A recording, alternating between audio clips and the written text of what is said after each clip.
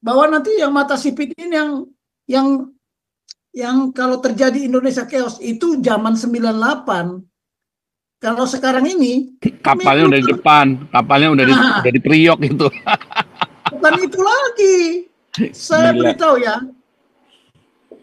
Menlu Cina pernah mengumumkan siapa yang menyiksa suku Tionghoa, ya, itu kami akan turun tangan.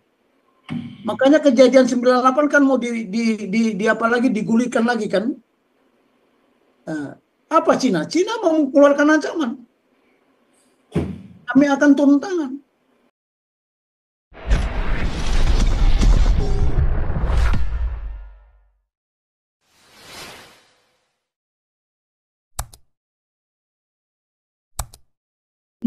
Baik.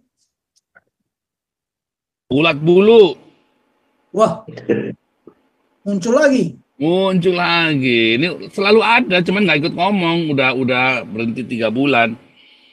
Oke. Lanjut, ulat bulu. Shalom, Pastor Paul, Shalom, ulat ulah, bulu. apara, horas, Horas. gender, beado, sonari, amando, Ah, jegis-jegis. tongonon, tongonon, tongonon, gender. Aku minta maaf sekali, maaf sekali. Tadi aku dengar tentang ada kata diksi intelijen. Aku berbicara sebagai manusia yang konvensional. Aku bukan memberikan masukan. Teori SWOT analisa, Apara kan pernah marah-marah aku. Dengan segala hormat, aku minta maaf. Itu konsep tentang ancaman. Apapun dalam SWOT analisa itu, itulah bagian yang luar biasa kita harus konsisten terus. Contoh, secara pribadi, kita hidup tuh bagaimana kita eksistensi dalam hidup. Baik dalam makan, minum, tidur, rumah kita, keluarga kita, aman, nyaman. Yang ancam itu siapa? Itu kan selalu memori kita kan selalu tertanam. Bukan kita iri, dengki, benci sama orang. Bahwa kita waspada, waspada, dan waspada. Jadi kalau bicara ancaman, kalau Pak Tobing urai teori di dalam ilmu Q&A ini, bagus. Dari sejak awal Pak Tobing presentasi, saya bukan memberikan masukan apa. Saya hanya memberikan pandangan umum bahwa ancaman itu sejak lahir kita pun pasti sudah ada. Contoh, saudara, ancaman informasi saja, ya, itu luar biasa kalau kita urai secara detail, Pak. Kita buat matriknya. Jadi singkat cerita, bicara ancaman dari dulu sampai sekarang, tapi eskalasinya makin tendensius. Ada konflik paradigma, saling curiga. Coba kita lihat kemana-mana sekarang, era sekarang curiga mencurigai. Kita curiga. Bersyukur Pak Tobi, Pak Putih, ya kan. Kalau negara kita nih ya, chaos, yang paling sengsara, ya si mata cipit, akulah Cina. Ya kan. Kalau Pak Putih, Pak Tobing, aman-aman aja. Masih bisa makan saksang, duduk-duduk santai, ngopi, nonton lagi acara kios. Mungkin bisa terpanggil. Tapi kami ini yang boleh kata dihitung dengan jari, memang kesannya seolah-olah hebat, berhasil secara ekonomi. Tapi ancaman-ancaman apa tobinya? Orang-orang kaya tuh nggak mau dia membeli aset kontan kredit, udah lunas, ya kan? Dia kredit lagi. Kenapa? Kopornya udah standby, pasportnya, visanya udah standby on terus. Malah speedboat jet detik-detik sekarang ini udah standby tuh mana-mana untuk lari. Ingat kejadian 98. Siapa sangka? Coba kita buktikan. Siapa yang kerok 98? Ada yang menduga Pak Prabowo. Saya terlalu yakin. Itulah Hizbullah. Apa topiknya? Dengan segala hormat. Bukan saya katakan. Pak Tobing tidak membahas. Hizbullah itulah yang kerok tahun 98.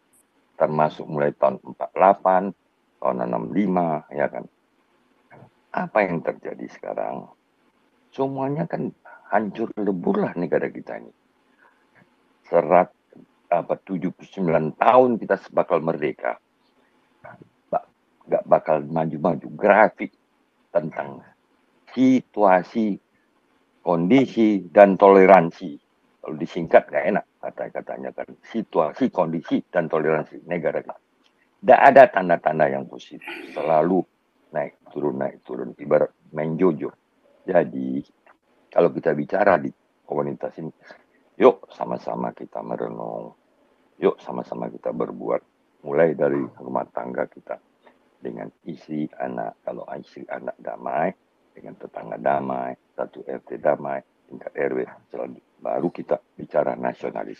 Jadi, ancaman-ancaman itu Pak, sederhana. Negara saja sudah lakukan apa? Kelakuan yang nggak benar. Tentang pegawai negeri. Ya kan? 280 juta penduduk Indonesia. Pegawai negeri mah 4,5 juta. Coba kecil berapa? Itu berapa? Satu orang pegawai negeri mengurus 60 manusia. Belum termasuk tenaga honorer, guru, staf, segala macam. Satu orang ASN itu kan politik apa namanya? Alasannya untuk politik mengatasi sepeda nganggur. Itu kan uang negara dihabiskan, nggak karuan. Peran RT RW apa itu? Ya kan, menghabiskan negara. Sebenarnya bendahara negara, maaf saya bukan mengkritik, sebagai masyarakat, apakah ormas itu wajib mengkritisi habis-habis yang sederhana internal dulu. Kita nggak usah bicara tentang beda tentang agama. Sederhana ini aja, itu kan ancaman namanya yang benar-benar menghancurkan kita. Pak, TNI Polri, benar yang dikatakan tadi. Masih bersyukur ke TNI, ada Polri, ada ya kan. Kalau ini hancur lebur negara kita, mudah-mudahan kita nggak terjadi seperti Myanmar, Korea Utara. Demikian 11 info. Lanjutkan. Skip dulu ya. Coba silakan. Enggak, saya tanggapi dulu, Kak. Oh, mau tanggapi dulu. Baik. Ya, silakan Pak Tobing. Ya, oke, lanjut Pak Tobing. Jadi begini Pak Ferdinand, jangan bilang ancaman itu ada. Di Bible sudah ditulis kok. Sudah ditulis. Jadi sejarah adanya bumi ini sampai akhir zaman nanti itu sudah tertulis di Bible. Walaupun belum terjadi, sudah sejarah. Bukankah Tuhan Yesus sudah memberikan peringatan kepada kita? Maka banyak kamu nanti dianiaya atas namaku. Itu ancaman nggak? Ancaman. Pak Ferdinand, jangan pakai sewot lah. Tanya. Sewot itu berlaku. Itu udah ketinggalan. Udah masuk museum. Saya bilang masih diungkit. Sewot itu udah ketinggalan. Itu zaman kalau Pak Ferdinand udah ngalaku maaf ya. Hari ini Anda bilang strength. Belum kemudian udah jadi misis. Ya. Hari ini Anda bilang opportunity. Baru berapa jam kemudian sudah menjadi ancaman, threat. Jadi nggak kepake, itu ada syaratnya. Kalau Bapak mempertahankan paradigma itu silakan, tapi praktekkanlah. Masih bisa nggak diimplementasikannya? Nggak bisa. Kalau ancaman itu sejak manusia datang ke dunia ini diciptakan sudah ada ancaman, ancaman dari si iblis, loh. Dan itu permusuhan abadi. Turunan perempuan ini akan meremukkan kepalamu. Turunan ular ini akan meremukkan kakimu. Itu udah ancaman dari dulu itu. Aduh, Pak Ferdinand, bacalah dulu Bible itu. Ya. Dan di Bible itu banyak ancaman bahwa Israel itu akan diserang dari utara, dari selatan, dari barat, dari timur. Udah ada ancaman. Nah, sekarang mereka berkuah-kuah tentang agama, tapi kok mempercayakan sama ateis? Ya, kan tadi saya bilang, mengapa Cina yang diminta untuk pasukan perdamaian? Nah, tadi kata Pak Ferdinand ada satu, bahwa nanti yang mata sipit ini yang kalau terjadi Indonesia chaos itu zaman 98. Kalau sekarang ini kapalnya udah di depan, kapalnya udah di Priok itu. Bukan itu lagi. Saya beritahu ya, Menlu Cina pernah mengumumkan siapa yang menyiksa suku Tionghoa ya, itu kami akan turun tangan. Makanya kejadian 98 kan mau di apa lagi, digulirkan lagi kan. Apa Cina? Cina mau mengeluarkan ancaman. Kami akan turun tangan. Loh, itu udah dipraktekkan di Vietnam. Ketika Vietnam anti Cina kan dijebur. Jadi tidak ada lagi kita harus jadi saudara kita yang Cina ini harus takut, enggak. Karena Cina sekarang sudah lebih kuat dari zaman dulu. Waktu peristiwa 98 Cina belum apa-apa. Belum, belakangan ini ya dia sudah berani dia berbuat. Bayangkanlah tadi, kalau saya katakan tadi, mengapa harus Cina? Hati-hati loh, di Cina itu ada Yahudi Kepang. Loh, ada juga Yahudi. Dan hubungan diplomatik Israel sama Cina sudah berlangsung 30 tahun. Dan Kaifeng namanya Pak Tobing. Oh ya, kalau Kaipang itu yang di Tolyongto itu. Ya, sorry lah, aku salah ngomong. Kaifeng. Kaifeng. Ingat ya, Yahudi yang Kaifeng itu sudah siap juga dia berangkat ke Israel, ke tanah leluhurnya. Jadi udah nggak ada yang diragukan, nggak bisa, tidak mungkin kejadian 98 akan dipraktekkan ulang di Indonesia, ini nggak bisa, akan dijemput. Nah, mereka udah siap, semua armadanya apa segala macam. Ya, Chaos 98 tahu nggak? Armada Pasifik itu sudah di Laut Cina Selatan, siap menjemput orang Amerika.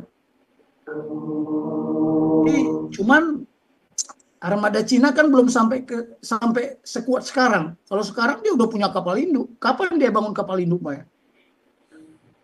Sudah tak bisa lagi karena sudah tahu, sudah diantisipasi, dan antisipasi dia sudah siap dengan responnya. Jangan mengantisipasi aja tapi kita tidak respon. Mohon maaf lah, para. Jadi sewot itu nggak bisa dipakai. Itu boleh pakai di manajemen lah. Tapi itu pun tak bisa lagi. Tanyalah. Sudah nggak bisa, Pak. Sekarang ada namanya expect problem. Karena sekarang SWOT itu sudah, itu SWOT itu zaman saya SD itu, Pak. Zaman saya SD SMP sampai LDKM dulu saya mahasiswa masih pakai SWOT. Begitu saya kuliah manajemen, ambil S2 saya, SWOT itu udah nggak diajarkan lagi, Pak, di kampus kami, Pak. Kita udah pakai, sebentar ya, saya lupa namanya sistemnya itu ya. Jadi ada nanti terakhir ada expect problem. Itu bukan pakai SWOT ya. Ada expect problem, sebentar ya. Saya lupa, penulisnya itu saya lupa namanya itu ya. Jadi SWOT itu sudah sangat ketinggalan. Karena misalnya nih kayak saya ini kan bahasa Belandanya masih belepotan. Tapi gara-gara saya bahasa belepotan ini kan dianggap kelemahan. Tetapi ternyata menggugah hati orang-orang Belanda. Jadi kekuatan saya justru. Ini orang bahasa Belandanya belepotan, berani teriak-teriak di pinggir jalan. Ya kan, berani khotbah-khotbah, ngotbahin orang Belanda. Orang Belandanya sekarang mereka jadi tergugah. Jadi apa yang kita anggap SWOT itu adalah sebuah analisa yang sangat subjektif. Ya, dan seringkali terbukti meleset. Ya. Karena itu kan sejauh mata memandang. Padahal kan kenyataan di lapang itu tidak sejauh mata memandang. Ya, makanya ketika kita SWOT itu, ya kalau yang bikin SWOT itu sepinter apapun dia yang bikin SWOT, tapi kan ternyata seringkali yang di lapang itu berbeda dengan apa yang dianalisa. Itu. Tapi lanjut dulu nih, Pak Soba, silakan. Malam.